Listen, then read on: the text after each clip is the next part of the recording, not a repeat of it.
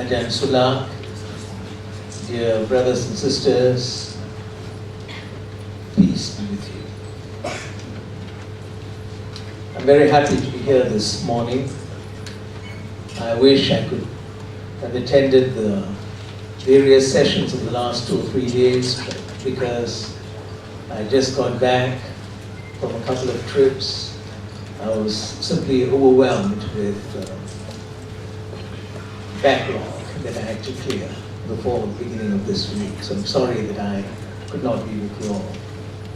But the last hour or so that I've spent with you, I can see that there's been a lot of energy and enthusiasm that has been generated by the meetings that you've had, the topics you've discussed.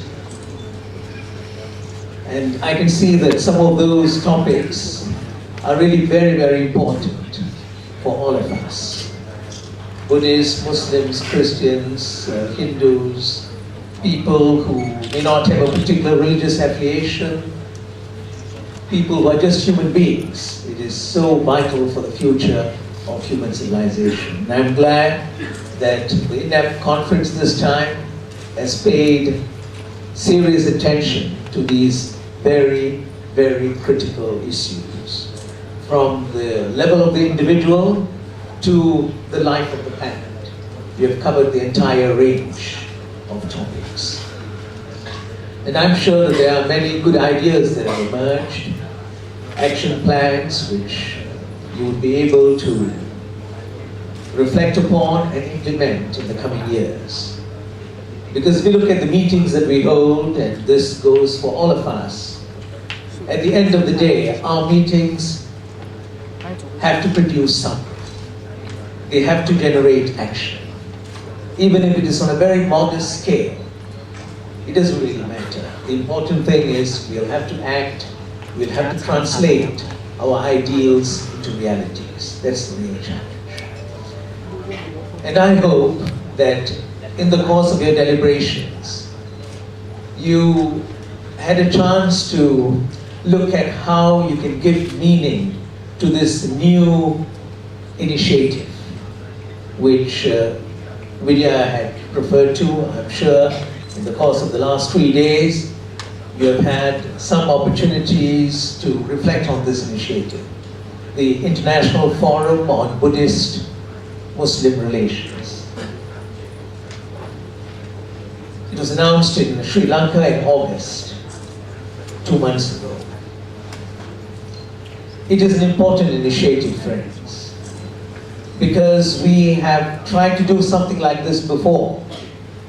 This was in 2006.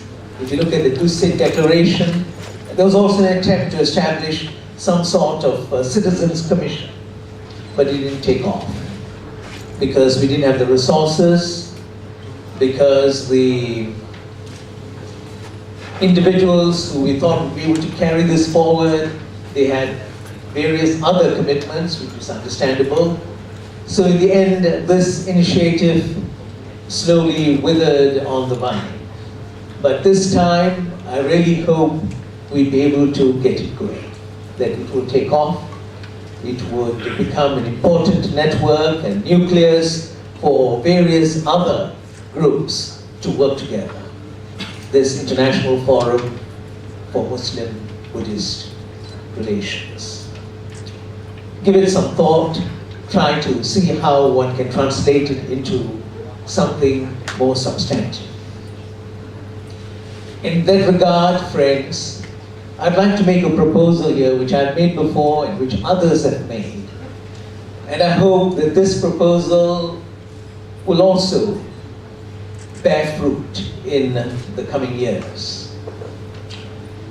I think it is so important for progressive elements in the different faiths and individuals who have a progressive outlook who may not belong to any particular religious community, for individuals of this sort, human beings of this sort, to come together and to express their views, their perspectives through media which we may be able to use now, which were not available in the past. What do I have in mind? If we can pool our resources, INAP, JUST, and numerous other organizations, if we can pool our resources, can we think of starting perhaps an internet weekly, a newsletter, which will give emphasis to events like this, events that are not covered by the mainstream media. I don't think any mainstream newspaper or journal would give any prominence to events like this, unfortunately. That's the way things are. But if we had that sort of newsletter, at the same time, an internet radio, because radio is a very important means of communication, and an internet television. So an internet journal or newspaper, a weekly perhaps, an internet radio, and internet television, which would be the voice for all these progressive movements in different parts of the world. It should not be confined to Southeast Asia, it should not be confined to Asia. If we can provide that sort of platform where we can all come together and do various things like highlighting events of this sort, at the same time we can respond to what the mainstream media has been saying, some of the distortions, misperceptions, stereotypes. We can handle those things, try to respond to those things, and come up with in-depth articles about the alternative, about issues pertaining to climate change and the environment, issues pertaining to the family, to the individual, issues pertaining to politics, to the economy, culture. If we can do that, then I think we would begin to make an impact. Because what is sad is events of this sort and the things that we're doing, our attempts to articulate an alternative, somehow they're not reaching the masses. That's our biggest challenge. They're not really reaching the masses.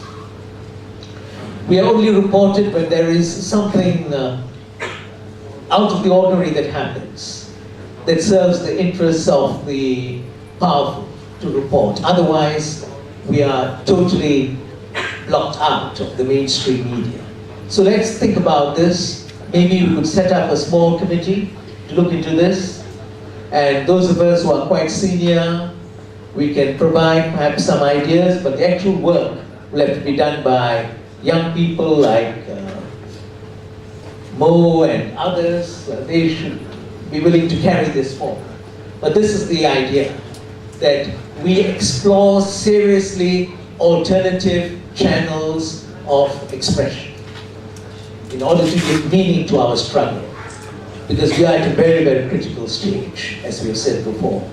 The whole of humankind is at a critical stage, and we have to give hope to people that another world is possible.